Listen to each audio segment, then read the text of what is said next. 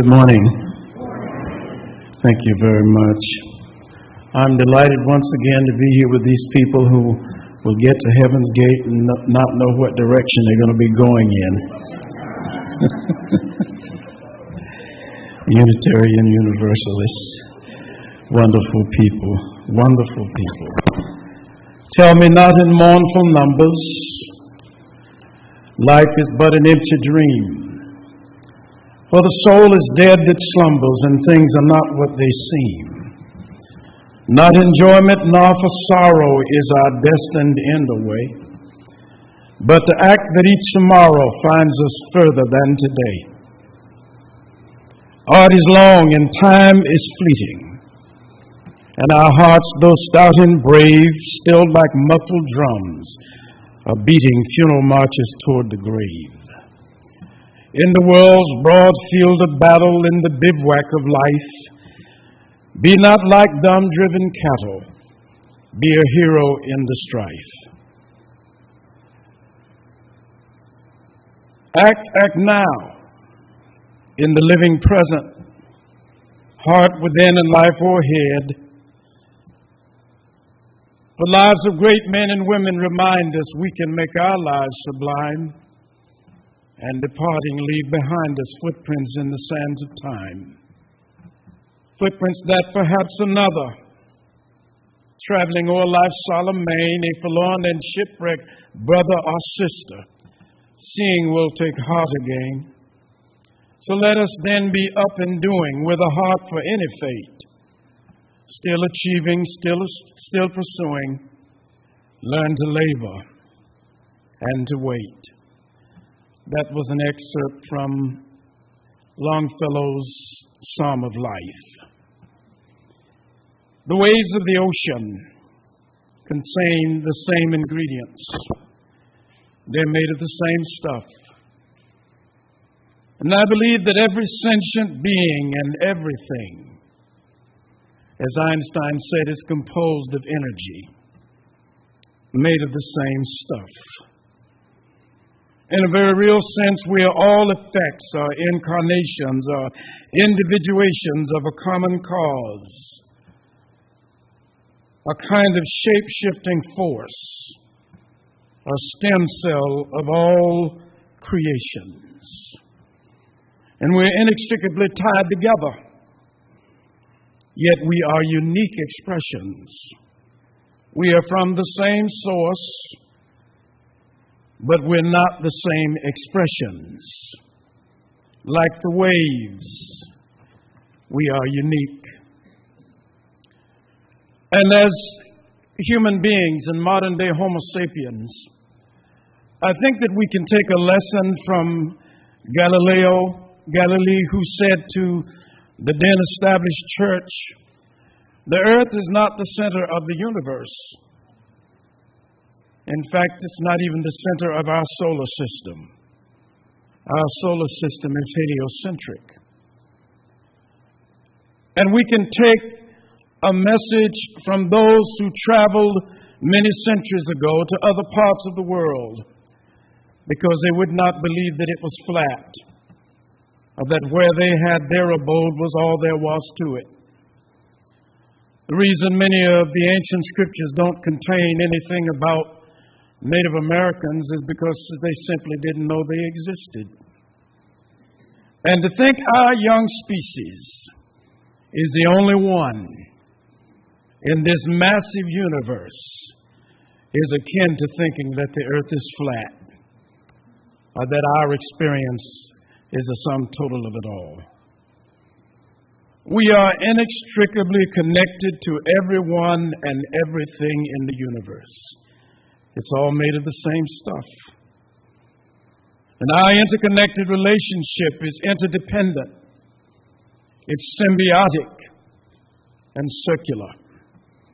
And on this tiny blue dot, we are connected to and dependent on our environment, and the environment is dependent on us.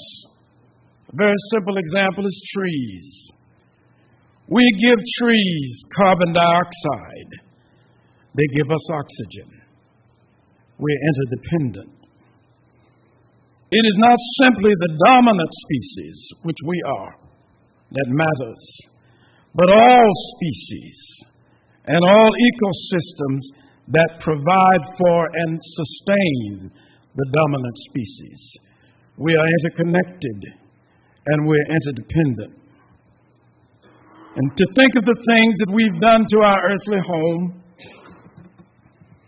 it brought about and continues to bring about consequences: ozone destruction, climate change, resource depletion, non-renewable catastrophic results from an overuse and abuse of those things.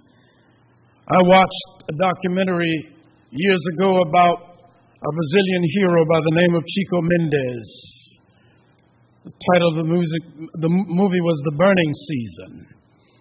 And in it, you could see his life unfold and his sensitivity increase concerning the indigenous peoples of Brazil and the destruction of the rainforests. And because he spoke out, because he advocated for the survival of the rainforest and the indigenous peoples, he was assassinated. And each year, 62,000 square kilometers of rainforests are destroyed continuously, because there are men and women who think that only the dominant species matters, when in truth we're tied together. Some of us may have seen Al Gore's wonderful documentary, and Al Gore is a man I consider to be a gentleman and a statesman. That's my opinion. At the end of the 2000 election, he did not start an insurrection. He gave over to the process of peaceful transition and walked away from the stage. I cannot say that in relationship to those who have followed him in succession. But he did a documentary, a beautiful documentary called An Inconvenient Truth, where he shed light on the very dangerous place we're in related to our environment and the symbiotic relationship we have with it. And the naysayers and the deniers continue to say it isn't so, while piece by piece our glaciers disintegrate. There's deforestation and we lose land and destroy our ozone layer. So we're physiologically tied together.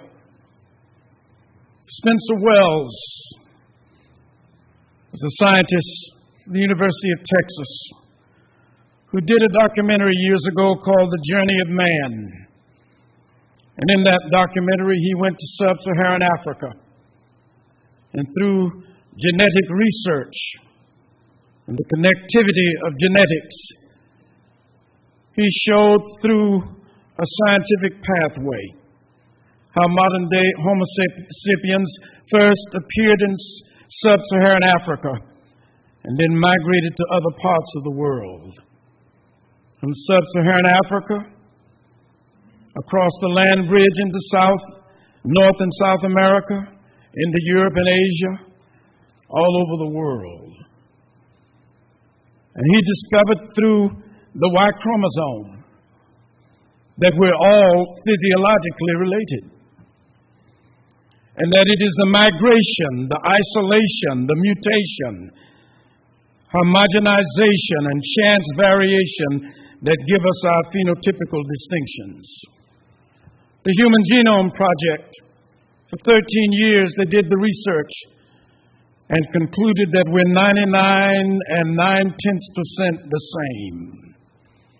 Yet we argue, cuss, fuss, fight, and kill each other over the 0.1% that makes us distinct. What we are witnessing is phenotypical distinction, not varied races. There's only one race. Physiologically, we're all modern-day Homo sapiens. And we are connected genetically. So whether Bubba in the pickup truck or Maurice in the ghetto like it or not, we are tied together genetically. There is no such thing as Homo sapien phenotypes being superior to one another. A thing cannot be superior to itself. Phenotypical distinctions do not make us better or lesser. They make us different. They make us distinctive. We've developed mythologies and pseudoscientific theories around these ideas of separation. Eugenics rampaged through this country for decades. Richard Leakey, the son of S.B. Leakey, the discoverer of the Tanzanian man, was in St. Petersburg a few years ago at Eckerd College. And he talked about the mythology around head size and brain capacity. And I asked him, I had an opportunity to meet him and ask him the question, so what of this brain size and head size? He said it is all ridiculous nonsense, and the only people it makes sense to is every now and then some racist anthropologists or paleontologists will come along and try to use it to make a point. We are not inferior and superior to one another. We are physiologically one, but we are distinct. Because we are one does not mean we are the same. We're unique. We have different ideas. We have different frames of references concerning life. We are one but not the same. We look at the mythologies that have surrounded this nonsense of superiority. Even the Europeanizing of Egypt, which was one of the greatest communities, cultures, civilizations of antiquity. They did an exhibit of King Tut a few years ago in California, and then it traveled to other parts of the nation. Well, by the time it got to California, they had taken King Tut's lips and made them smaller and his nose straighter in order to Europeanize his features. There were Egyptologists who uncovered and studied Egyptian mummies. And we have yet to discover the kind of embalming process they used that bodies could be preserved for 5,000, 6,000, 7,000 years. But they found the melanin molecules intact and said these must have been black or dark-skinned people. And some of the Egyptologists were so taken aback by that one of them said, well, they were black-white people. The mythologies that surround some of our nonsense. And then we find this notion that because we're different, we have to give grades to one another concerning whether we are better or lesser.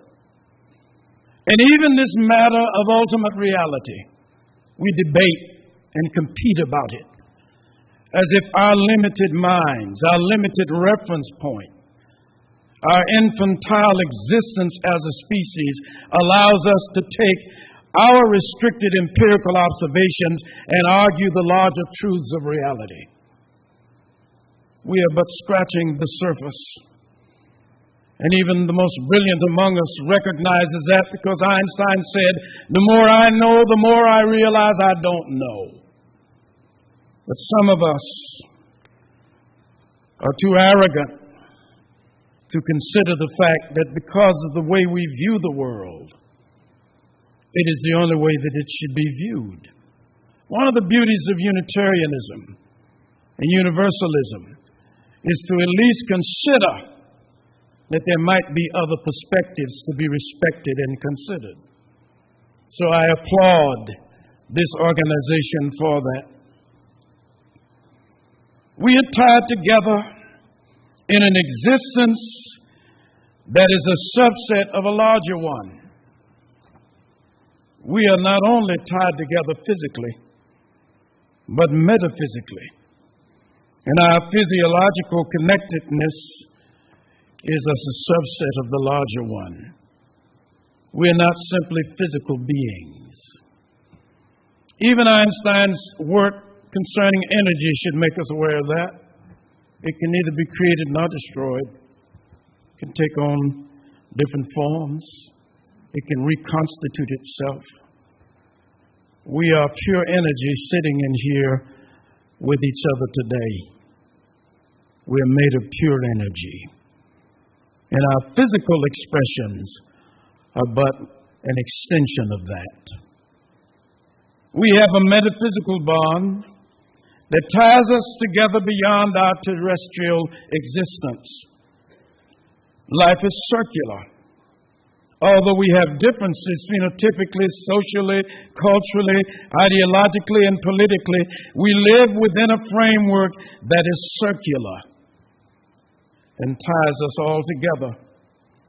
We are, as individuations, singular outpourings of a larger universal life.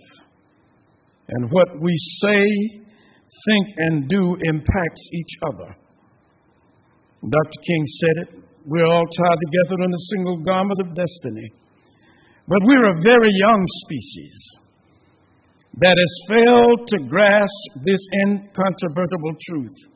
So our theologies, cosmologies, our sociologies, and pathologies have often given us the misguided notion that because we are unique, we are also separated. And what has been the result of this? We live in fear. We give conditionally. We ignore what is so. We try settling our differences with repetitive violence. We keep trying to do what doesn't work. And history repeats itself. And I think, again, Einstein comes along and says to try to use the same energy that created a problem to solve the problem is the signature definition of hysteria. It is the signature definition of insanity. It is also indicative of a species that refuses or has difficulty perceiving and accepting the circular nature of life. There is another deeper part of us, an intuitive spiritual part of us. And these are things that are part of that interior sixth sense, if you would, that some call the inner eye. Our first instinct is love. We respond to love. We respond with love. It is a matter of what we love and how much. Even fear is an outgrowth of love, though often grotesquely distorted. In spite of behaviors that exhibit a multitude of undesirable outcomes, we are energetics, or creations of a source that is pure and unconditionally loving. And that source has manifested itself in this realm, in and through us. A friend of mine posted this inquiry on Facebook because I made this statement. I said, when dark matter appears, it is summoning the energy of light. He said to me, could you please clarify? I assume that this is a metaphor and not actual physics and quantum mechanics. I responded to him, my dear friend, this is not about being metaphoric. It is not about physics or quantum mechanics. It is about metaphysics. It is a very brief explanation of what some call the great polarity, the contextual field in which we live. In this realm, in the absence of that which is not, that which is not. We are in the relative realm of physicality. In this realm, in order to experience light, there must be darkness. In order to experience up, there must be down. A field of opposites is necessary. And I want to just briefly inject this rather.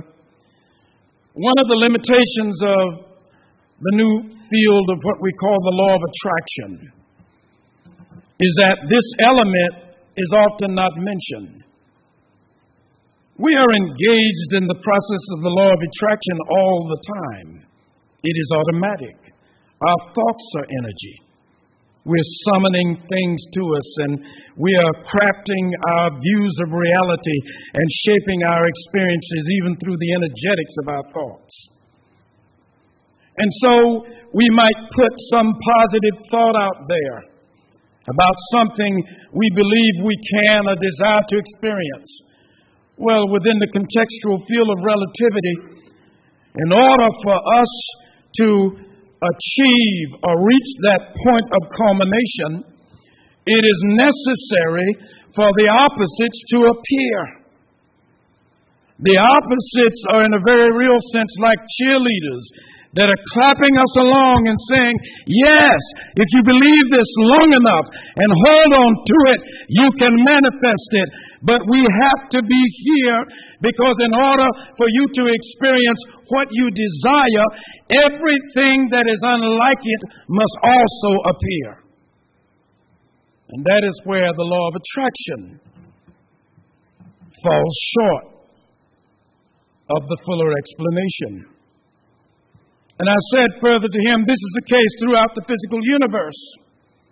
And I'm certain that there are other sentient beings in this vast universe who are evolving just as we are.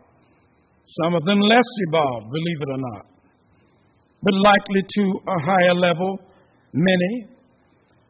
They, under this same process of evolving, have reached a place where the very memory of dark energy and what that dark energy can bring is enough for them to say, we do not embrace this.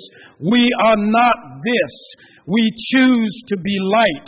But unlike human beings who do not learn, if you would, from the past, we continue to repeat the same processes over and over and over again. Our Jewish brothers and sisters have at the entranceway to the Holocaust Museum, lest we forget.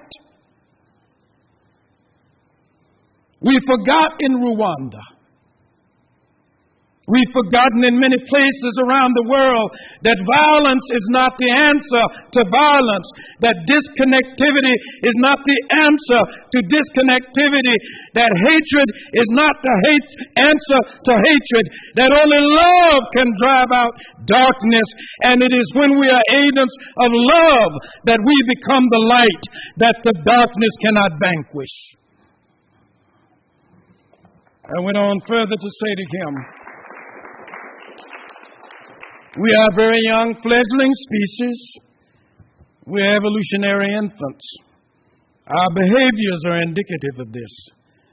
So we continue to embrace this dark energy of matter and go through repetitive cycles of fear, conflict, brutality, disproportionality, exploitation, violence, and other behaviors that bring outcomes that do not serve us. It is not a matter of right and wrong. Morality is a moving feast. It is a matter of what serves us as a species. What works in our best interest. No one can argue with that, because what you consider right, someone else may consider wrong. Our artificial ethical constructions fall on their face when they confront ultimate reality, but to consider simply as a species what serves us, what makes life better for most or all of us, what works in our best interest. To deforest, to brutalize one another, to build weapons of mass destruction, to engage in repetitive violence, does that serve us as a species? That is the question. And I think the universe has a way of saying, if you believe that serves you as a species, continue to do it. And you will ultimately get to where you're going. But if we believe that does not serve us as a species, we cannot join in with the darkness. We cannot do tit for tat. We cannot do that which perpetuates that which we say we do not embrace. That is why you hear people like Jesus coming along and saying, bless those who curse you. Pray for those who despitefully use you. Bless and curse not, but be the light rather than the darkness. And I said this to him, I said that these more highly evolved beings are at a place where the memory of these catastrophic behaviors is enough to inspire them not to embrace those pathways again. But we, because we're such an infantile, fledgling species who've done great things in many ways, but even our scientific and technological genius has not brought us to the kind of metaphysical brotherhood and sisterhood that will work to our benefit. We've learned to fly the air like birds and swim the sea like fish, but we haven't learned to walk together like sisters and brothers on earth. Martin Luther King Jr. We continue to embrace this dark energy and go through repetitive cycles of fear, conflict, brutality, disproportionality, exploitation, violence, and other behaviors that bring outcomes that do not serve us. We have not grown from our past experiences, and so history repeats itself. We have not evolved enough for the memory of those tragic things to move us away from the repetitive behaviors. We are indeed one, but we're not all the same. And sometimes our species is too childishly arrogant to admit that we're doing the same thing over and over again and looking for different outcomes. And because we won't admit it, we can't overcome it. There are indeed better angels in our nature, but they are shackled to the chains of our counterintuitive recurrences. We could beat our swords into plowshares and our spears into pruning hooks, but we are a slowly evolving species. So when darkness comes, shall we have to perpetuate it? Or shall we be the change that we seek in the world? We're going through, many of us believe, a very dark period now about to come upon our nation. And the question is not how dark it is. The question is, what will we individually and collectively be in response to the darkness? Will we help perpetuate it? Or will we be agents of light? Shall we love? Shall we bless? Shall we be light? Shall we choose to respond to the appearance of darkness as a beckoning to be a purveyor of the light? I can hear Thoreau saying at this time, non-cooperation with evil is as much a moral obligation as is cooperation with good. I can also hear Thoreau saying, there are 1,000 hacking at the branches of evil to one digging at the root. The root cause of our dysfunction is not our behaviors, but our beliefs. Because beliefs precipitate behaviors. We act on what we believe, knowing this, that in spite of our differences, no man is an island. In spite of our differences, we're all tied together. What do we choose individually and collectively? You know, critical mass is less than 10%. And I said to myself the other day, oh, how exciting it is that there are millions of us who believe in egalitarian values. There are millions of us who do not embrace fascism. There are millions of us who do not embrace excluding rather than including, who believe in diversity, who believe in freedom, who believe in compassion. There are millions of us Think of the residual effects if millions of us march in cadence to this different drummer and say to the nation, oh no, this is not who we are, and we will not capitulate. But we will be the light in darkness. We will be the purveyors of change. Oh no, this is not a time to recoil and become despondent. Darkness is beckoning to us. What shall you be? What shall you choose? Shakespeare put it this way: all the world is a stage. Choose your roles. Choose your place. Choose your response.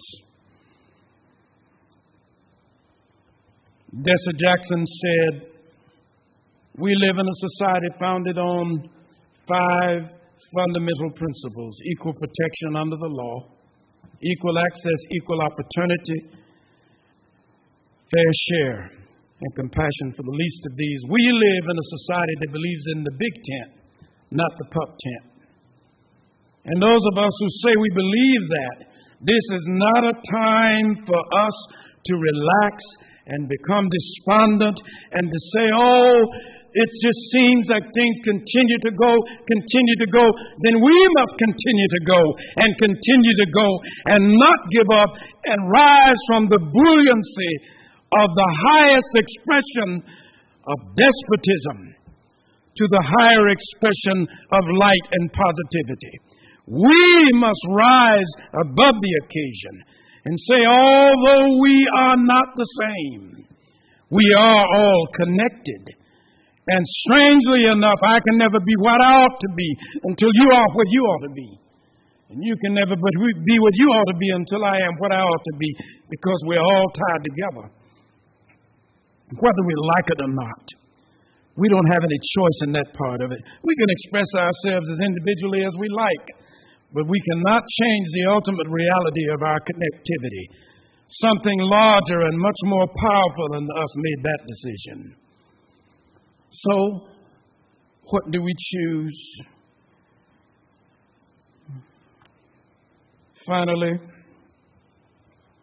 Nelson Mandela said this: it always seems impossible until it's done. And it seems that I can hear the universe saying, for such a time as this, think about it. I believe we had a gazillion places we could go in the universe. Why are we here? Why did you come to earth? Why are we here? For what purpose am I in this place? I could have chosen to go somewhere else, but I came here. And for such a time as this, Dr. King said, the time is always right to do what's right. And in Memphis, Tennessee, on April the 3rd, 1968, he stood in front of a group of people at the Masonic Temple, and he said, if I was standing at the beginning of time with the possibility of a kind of panoramic view of the whole of human history up to now, and the Almighty, life, God, the essential essence, said to me, Martin Luther King, which age would you like to live in? He said, I would take my mental flight by Egypt, and I would watch the Hebrew nation as they left Egypt and went through the Red Sea and traveled across the desert into the promised land. But in spite of its magnificence, I wouldn't stop there. He said, I would take my mental flight by Egypt, and I would watch Plato, Aristotle, Socrates, Euripides, and Aristophanes as they sat and discussed the great and eternal issues of reality. But I wouldn't stop there. I would go on to the heyday of the Roman Empire and watch its developments around various Caesars, emperors, and leaders. But in spite of its magnificence, I wouldn't stop there. I would even go to the habitat where the man for whom I'm named taxed his 95 theses on the day of the church, the door of the church at Wittenberg, and stood to say, "Here I stand, I can do no other." But I wouldn't stop there. I'd go even to 1863 and watch a vacillating president by the name of Abraham Lincoln finally decide he had to sign the Emancipation Proclamation. But I wouldn't stop there. I'd come up even to the early 30s and find a man grappling with the bankruptcy of his nation come with the eloquent cry, "We have nothing to fear but fear itself." But I wouldn't stop there. Said, strangely enough, I would turn to the Almighty and say, "If you will allow me to live just a few years in the second half of the 20th century, I will be happy." The next day he was dead. But this is what he left with us. Only when it is dark enough can you see the stars. This is our opportunity to be the light in a nation that needs light. Not to acquiesce, but to join Thoreau in saying non-cooperation with darkness is as much a moral obligation as is cooperation with good. We march to the sound of a different drummer, and we will not argue. We will not equivocate. We will not retreat 1 inch. We are all one, but we're not all the same. And our difference is that we believe we can transform dark yesterdays into bright tomorrows.